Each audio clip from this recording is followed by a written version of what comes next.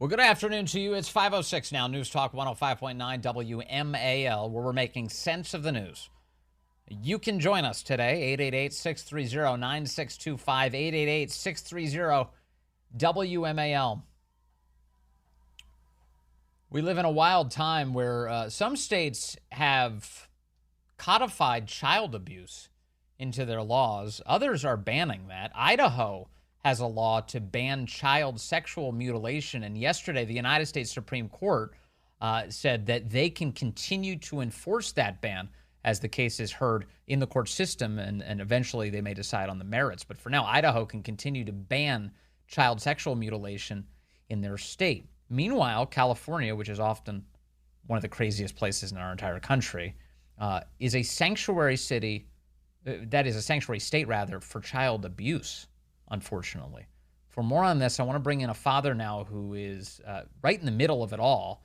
You may know his name. He's Jeff Younger, and he's got a son who he's very concerned about. And Jeff, it's so nice to have you on the program. Thank you, sir, for stopping by. Thanks for having me. I appreciate it. Jeff, if you could, just kind of give us the shorthand version of your story and what you're going through right now. Well, my ex-wife started to transition my son to a girl when he was 2 years old. Right before he turned 3 years old, she filed for divorce, forced me out of the house. She began to socially transition him to a girl. If your listeners go out to YouTube and search for Mommy Says I'm a Girl, there's over a billion views on that video. You'll find it on YouTube. And that's me taking my first video and him telling me that his mother was telling him that he was actually a girl. He was quite confused in that video. Then eventually the school began to secretly transition him behind my back, the Capel School District in Texas. I take him to school in boys' clothes, and they would change him into a dress and make him use the girls' restroom. I didn't find that out for almost a year because it turns out in all 50 states in America, parents don't have rights to the psychological and medical records of their kids. I didn't know that.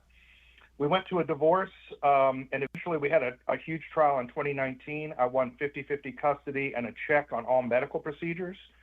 The liberal judges in Dallas County, Texas, moved me into another court with a super liberal feminist judge named Mary Brown. I call her Bloody Mary Brown, in the 101st District Court. She allowed my ex-wife to move my children to California because I had managed to outlaw transgender mutilation of children in Texas. It took me 6 years, but I finally got the bill through the legislature in Texas. Then California passed transgender kidnapping law, so she moved there under that law and forced me into the California courts. And now she's actually filed to chemically castrate him. She's preparing to. She's trying to chemically castrate your own son. Yeah, that's in the documents. She's the gender doctor says that my son. Listen to this. Would a 11-year-old boy say this? The gender doctor says that my son said he wants bottom surgery to remove his male organs and that he's scared of going through male puberty. I mean, they're teaching him to say this stuff, right? And how old is your son now? He's 11. It started when he was 2, and I've been fighting in court ever since. So all of his life he's been groomed into believing that he's a girl by his mother. That's right. What's interesting is the courts took away almost all my parental rights about 2 years ago. Because when my son is with me, he doesn't present as a girl. He only presents as a girl with his mother. So they had to get me out of his life in order to completely transition him to a girl. So you haven't have you had contact with your son? When was the last time you talked to him? It's been almost 2.5 years. They gave me supervised visitation, but in order to do the supervised visitation, I have to affirm that my son is a girl, and I won't do that.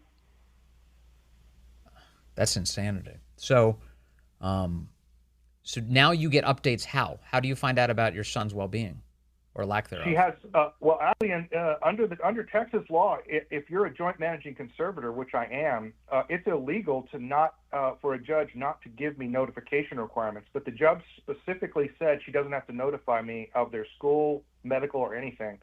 So I never get notified. I honestly don't know. I'm going to have to file legal discovery and go through a long, spend tens of thousands of dollars to get that information. You know at this moment, though, that they haven't begun putting chemicals into your boy, or do you not know his status? I don't know that. I do not know that. In fact, I suspect that even though my ex-wife has been under a permanent injunction not to do any medical or chemical procedures, my gut feeling is that she has done that. The injunction imposed by whom? Texas? That was opposed by a Texas court in a jury trial. We're the only state in the union that has jury trials in divorces. And that was imposed by the judge in the jury trial in order to make sure that I had a final check on all medical procedures so that wouldn't happen. So she's filing in California courts to lift that injunction and chemically castrate him. And California, meanwhile, as I mentioned at the outset, has its own kind of sanctuary law for child abuse that says you can abuse the kids in this state, and we'll basically ignore the commands of any other state when it comes to these issues, right? That's right. And even worse, when children become 12, they can consent for themselves to these procedures, even if the parents don't want them to. The state will allow them to go to a halfway house and will not inform the parents where the children are. I mean, it's literally a kidnapping bill. I tell all conservative parents to never take your children to California. You may not see them again.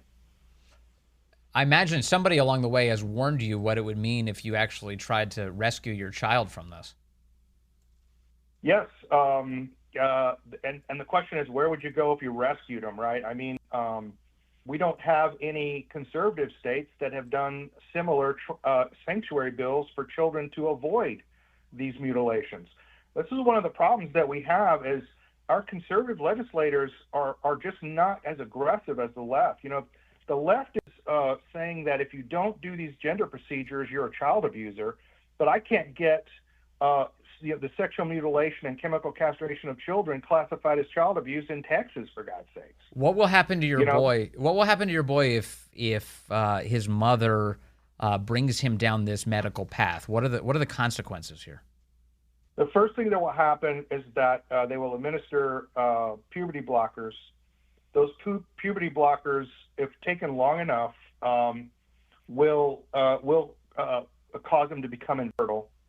His penis and testicles will not grow, so he will have the rest of his life. He will have a toddler's penis and testicles. He will not have a normal sexual functioning, and eventually he will go on to cross-sex hormones, which will permanently sterilize him. Of the people that go into cross-sex hormones, virtually 100% go on to actually have their genitals removed in surgeries.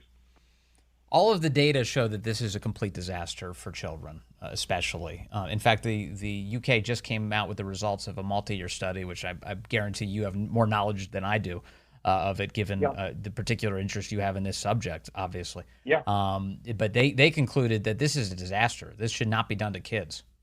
No, it should not be done to kids. And let me tell you, this is the simple way to understand it. The cure for gender dysphoria is puberty. Because puberty is precisely the process by which it's a psychological, social, and physiological process by which children come to grips with their sexual role in society. They block puberty precisely in order to block the cure for gender dysphoria so that it persists permanently. And that's exactly what happens with these children. It's not that the treatments are ineffective. They are definitely ineffective, but they actually cause gender dysphoria to be permanent for the rest of the child's life.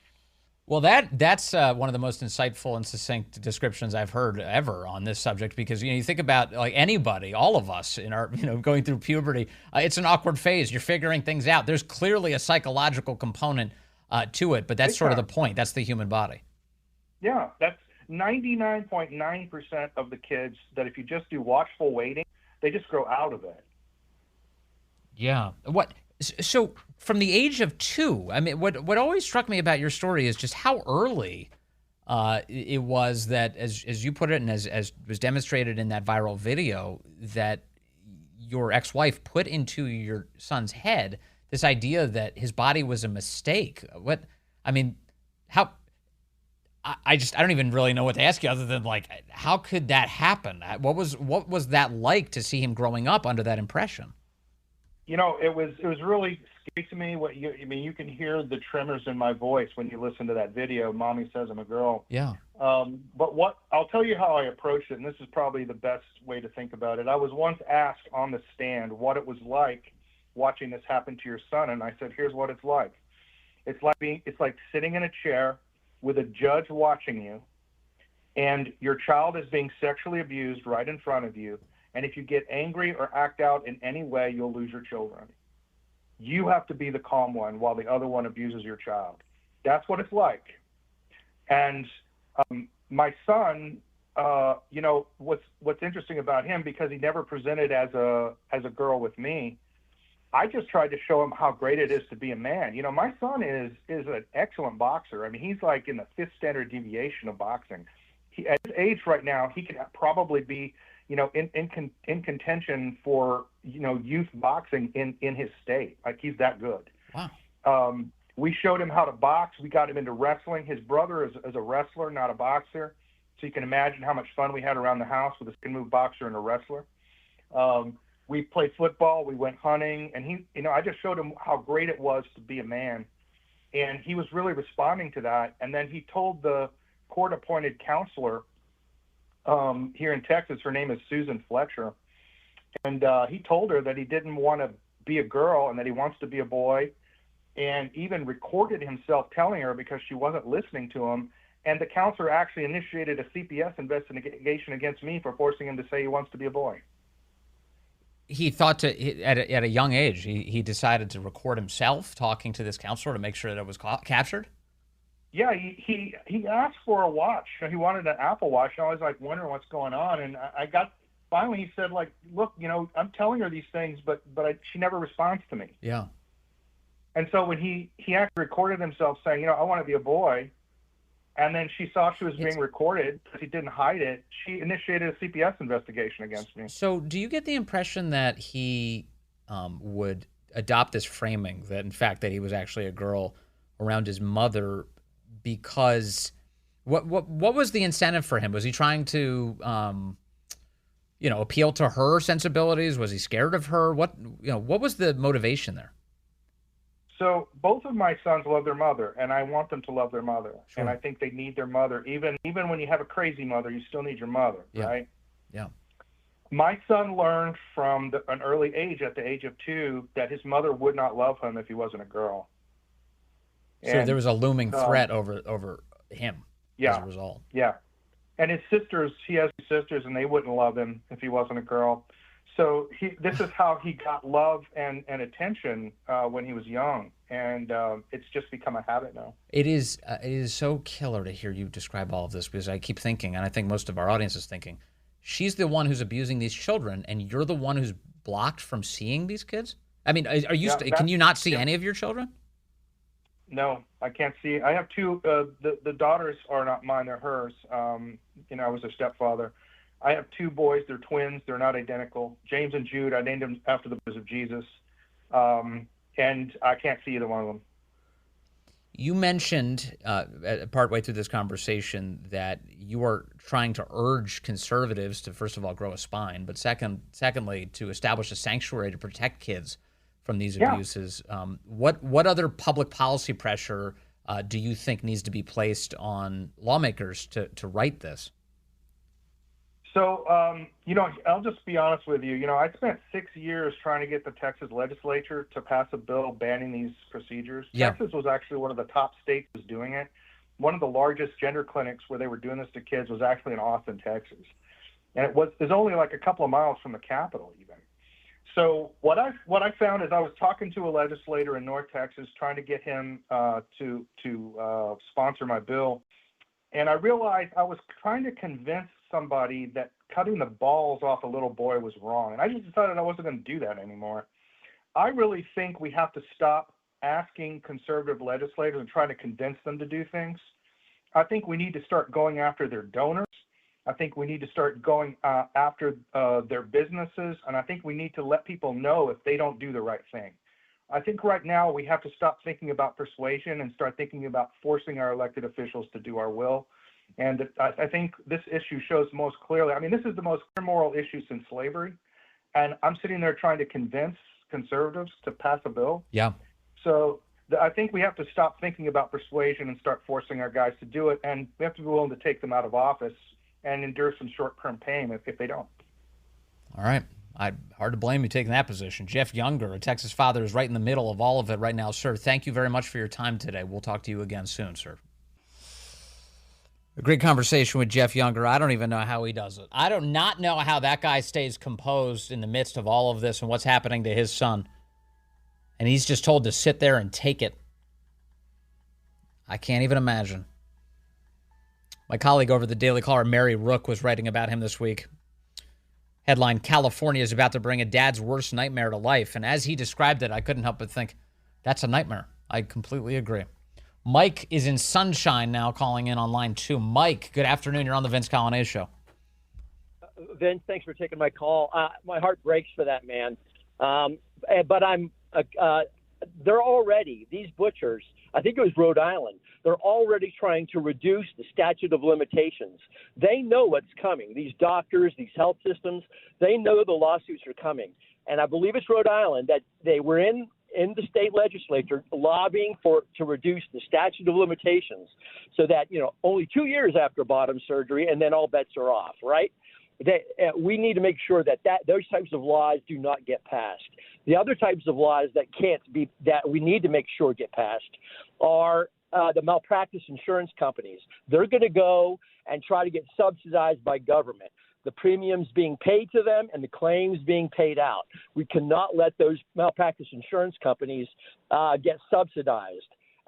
Then and only then will the premiums go up on these doctors and these procedures will become cost prohibitive.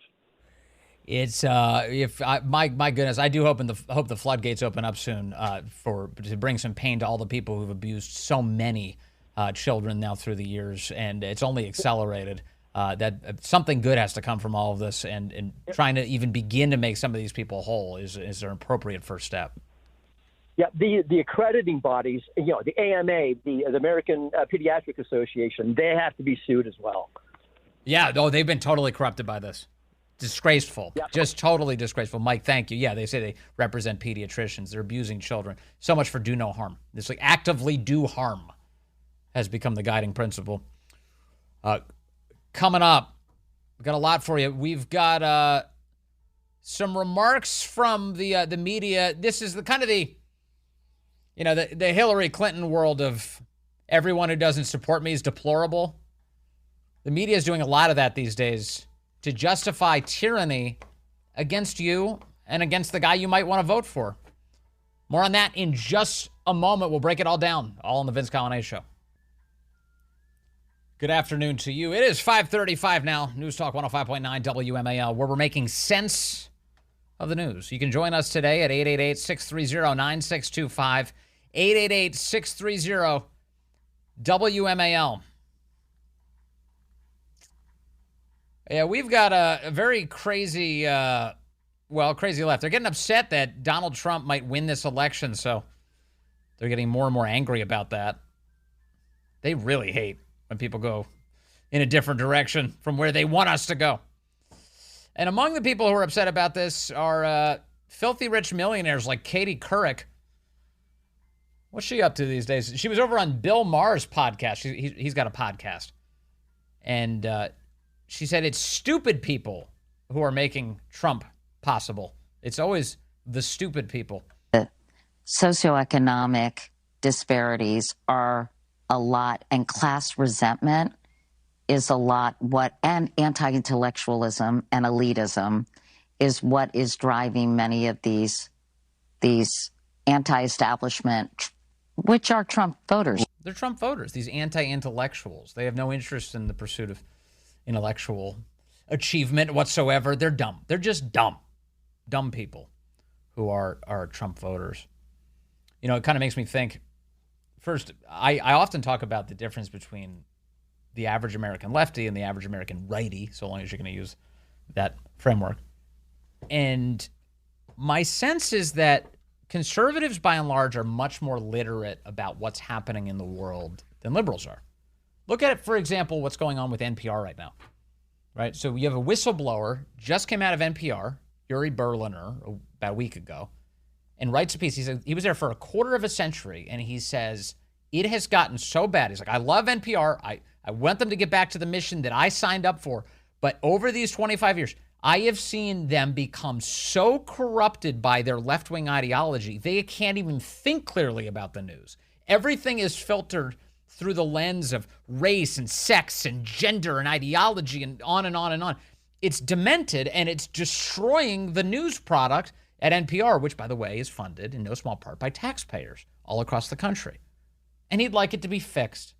he's got some rose-colored glasses on the subject. He thinks that, well, maybe we can get back to the good old days. That's his view. Well, they didn't think that because on Friday, they suspended him. They suspended him. They said 5 days now he's suspended. We'll see where it goes from there. But the left, they don't take kindly from people who even have some small deviations from their ideology. So the punishments are already beginning for this guy for saying that out in public. And he was nice about NPR. He's like, oh, the people are nice and they're so agreeable, but they're just, they're a little too left-wing. 86 registered Democrats in their headquarters. Guess how many Republicans? Zero. Zero registered Republicans. He did a survey, figured it out, and he said it's bad. They're losing audience left and right. It's been a disaster. Been a disaster. But the average conservative news consumer knows a lot more about what's going on. You know why? It's because conservative media has a role of not only informing, but counter-programming. I just played a clip for you of Katie Couric on Bill Maher's podcast. There is no equivalent to this on the American left. They're not playing conservative talk radio and then having a panel session about what was just said. They're not analyzing clips from this show or any other conservative media. They're not doing that. The only time they bring up conservative media is when they think they either catch them in a mistake, which happens from time to time, and they come down like a 10,000-pound gorilla on top. Oh, my God, they're so reckless. Or when they're distorting entirely what was actually expressed in that space. That's it. So lefty news consumers have a very distorted view of the world. Very distorted view. In fact, I have numbers to back this up. If you go back to COVID, and you asked Democrats in the thick of COVID, what are your chances of being hospitalized with COVID? Did you know that 41% of Democrats thought that you had a 50% chance of being hospitalized? 41% of Democrats believed you had a 50% chance of being hospitalized from COVID. That's insanity. That's insanity. Now, at the time, there were plenty of Republicans who were also misled on the subject. 28% of them thought the same. Far smaller number. But the second highest ranking of Republicans in terms of what they actually thought was the correct answer. It was a 1% chance. 26% of Republicans correctly assessed that you had a 1% chance of being hospitalized with COVID. This was, again, in the early days of it. Just 10% of Democrats got the correct answer. Why is that? Why were Republicans better informed on the subject? Well, they're better versed. They have better news consumption. They're more literate. They consume news from a diverse array of sources. They check the things that they're suspicious of. They're more inquisitive. They're more curious. This is just true. And conservative media are telling the whole story. Here's what the New York Times is saying. Here's what the truth is. It's a very different world. But Katie Couric's position is actually, no, you're anti-intellectual. If you're conservative, you're an idiot. You're a moron for supporting Trump. You just don't know enough. If you knew more, you wouldn't. Couric continues with her assessment. I don't know if you've ever been jealous of what someone else has or resentful. It is such a corroding and bitter, almost bile feeling. You're just bitter, you're bile, you're jealous. You're jealous of Katie Couric. She's just got it all. Now, I don't think I've ever thought for a moment, boy, I wish I was Katie Couric. I don't remember that feeling. I've never had it. I don't anticipate I ever will. Not even her checkbook. I'm not sitting here going for a moment, man, I wish I had that. Not at all. But she has rationalized that the only reason people support Trump is because they're jealous of people like her. She's just decided to rationalize all of this rather than fix the underlying problems, rather than say, actually, the ruling class, for what it is in the United States, has sort of betrayed everybody and has worked to enrich and fulfill itself rather than to dutifully serve the people that have placed them there. Rather than saying that, it must be a problem with the people. They're just jealous. That's why they're voting for Trump. Bill Maher responded to this. They saw Trump killing it with the crowd. Then you come to a panel of 6 people who all just do nothing but dump on him and call him a liar. And America goes, oh, didn't you just see that we like him? He's killing it. He's not a stand-up comedian. No, but popular, it doesn't matter. She's upset about this. She doesn't like that he's she's upset. She's like, how could people like him? He's killing. And by the way, some of his comedy is actually funnier than a lot of comedians. I've always called Trump, he's at least in part an insult comic. It's one of his talents. He's not a comedian. What do you mean killing it? Well, he's legitimately killing it. Have you seen the way that these people respond to him? He's killing it. He's not a stand-up comedian. No, but popular, it doesn't matter. The people loved him and what he was saying. People loved him and what he was saying. And it turns out they still do, by the way. And he's at his best when he's talking about the problems that face Americans, for sure. It's resonant with people. Resonant. Elsewhere, MSNBC, Joe Scarborough, Morning Joe, they're having meltdowns about Trump voters. They're furious that people are supporting this guy by a majority and that people are moving in his direction. Minority voters rapidly moving in Trump's direction. This cannot stand. Greatest country on the face of the earth? And you're voting for a guy that tells you every day that America sucks? What's wrong with you? Who raised you? What history did you read? I don't know what the logical fallacy that he's using is here, but he's using one. He's not saying, Trump has never once been like, you know who sucks? The American people. That's not been his assessment. He says, our leadership class sucks. And things are going poorly in the country, which is a view that is shared by huge majorities of the country, whether or not they're supporting Trump. So Scarborough is deliberately manipulating the critique. He's putting it in a funhouse mirror and spitting it back out, and he's misrepresenting Trump's position and then attacking the position that he's misrepresenting. That's it. Like, where are you from? Because you may claim to be from where I'm from, but you were not raised by the same teachers I was raised by, and you don't read. Because if you read, Mike, the facts are clear. And I'm getting tired of saying this to people who... Now he's screaming at you. He's lecturing you. He's scolding you. Don't make me take the belt off. Claim to be patriotic but hate America because they're always running America down. They're always trashing America. They're always saying America's... This is the same garbage that they do when you criticize military generals or the Secretary of Defense. You say, look at this guy. What are they doing? What are they doing in Afghanistan? Right? What does Stu Scheller say? Marine, Lieutenant Colonel. He said, how come nobody put the ranks down on the table and said, this is an insane strategy. What we're doing is we pull out of Afghanistan. We're going to get people killed. This is a bad idea, the way we're doing this. And so you put your head up and you're like, hey, that's true. It's a bad idea. What are these idiots doing? And then what is the response from people like Joe Scarborough? How dare you attack the military? How dare you? These men and women are serving this country. What are you doing? These are patriots, not you. You're disgusting. You don't even read. You're anti-intellectual. Horrible. Its democracy doesn't work. We need a dictatorship if Donald Trump doesn't win. I'm tired of people running America down.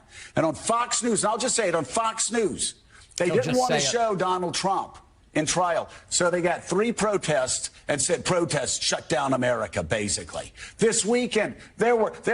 Wait. I'm sorry. So I'm trying to stitch together the Scarborough knees here. He is upset. This is an amazing thing. So he's upset that your life was disrupted. So the position Joe Scarborough is taking on MSNBC is that how dare Fox News show helicopter footage of entire stretches of American highways brought to a screeching halt yesterday by anti-Israel, anti-Semitic, anti-America lunatics who cemented themselves together. He doesn't want that to be the story. Don't concentrate on Biden voters shutting down traffic across the country. Instead, you should have your cameras fixated on a trial, on an Alvin Bragg trial, that every sober legal analyst in the country has assessed as the flimsiest and most political possible form of interference you've ever seen inside of a courtroom. It's playing out right now. Donald Trump locked up there for 2 months now in this trial with a judge who's threatening him with arrest if he dares criticize the judge. The whole thing is so crazy. Scarborough's position is that's where your focus needs to be, because that's how we get Biden reelected. There's no other way. If you focus on the people cementing themselves together or the people who are screeching death to America, boy, you are not helping Biden. Like 4 migrants and a hound dog on top of the hill in New Mexico. And they had their 4 migrants. 4? I think he may be off by tens of millions. And a hound dog cam on for hours. There's right now, I'm looking up the hill, and there are 2, 3. I see a coyote. That's a hound dog, Bob. Okay, a hound dog. I mean, this is a world. They give their viewers anything to try to make America look bad. They are obsessed with trashing America. People are literally poorer now than when Biden took office. There are tens of millions of people in our country who should not be here. Biden is using your tax dollars to pay for that. There is $1.3 trillion in credit card debt. We've never had that much. Over 60% of the country is now living paycheck to paycheck. We've got murders out of control. We have carjackings out of control. The kids aren't even going to school, and then they're subsequently committing carjackings. And Joe Scarborough's position inside of a studio with Hollywood lights on his face and his name on the screen behind him is everything is fine. I'm filthy rich. I married my co-host. We both cheated on our spouses. Everything is fine. That's the Joe Scarborough take on the world. How dare you suggest otherwise?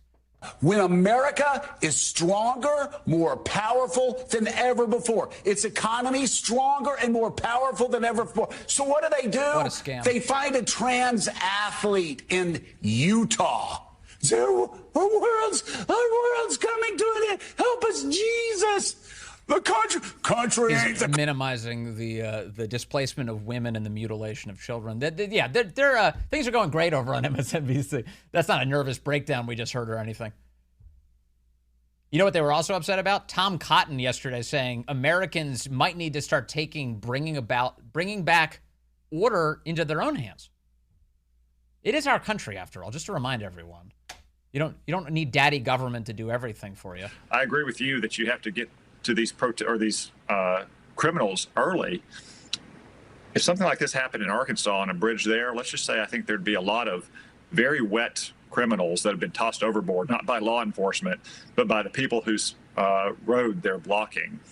If they glued their hands to a car or the pavement, well, probably pretty painful to have their skin ripped off. But I think that's the way we'd handle it in Arkansas, and I would encourage most people anywhere that get stuck behind criminals like this who are trying to block traffic to take matters in their own hands. There's only usually a few of them, and there's a lot of people being inconvenienced. It's time to put an end to this nonsense. Scarborough outraged that he would say that Americans have any agency whatsoever about bringing order to their own communities. But here we have a guy, Tom Cotton, that went to Harvard, undergrad and law school, served in the military, who's talking about throwing people off the Golden Gate Bridge, ripping their skin off. We had a United States senator going on a network, national network, suggesting that Americans rip skin off of people's hands because they're aggravated, and to take matters into their own hands. This is just beyond stupid on his part. Beyond dangerous on his part. The only people who should be allowed to make things better are the government, because they're always making things better. Say this, and I must say this goes. Tom Cotton, that used to be on this show pre-Trump, would never have said something like that. Oh, he's changed. Never. No. Tom Cotton, that we interviewed time and again on this show, would have never said anything like this. This shows how violence and violent rhetoric, like death to America, has become normal practice in the Republican Party. Oh, I thought violent rhetoric. You had Democrats literally chanting "Death to America" in Farsi, and he's like, I can't believe you'd have a Republican senator say that Americans should bring order back to their communities. How dare he? It's 5:50. Let's get Patty in here, line 3. Patty from Manassas, you're on the Vince Coglianese Show. Thank you for taking my call, Vince. Appreciate it. Yes, ma'am. This is a very difficult time.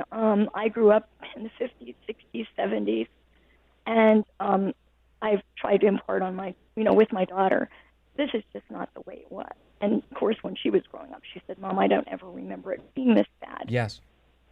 Today, I heard what Katie, I don't even want to say her last name. Yes.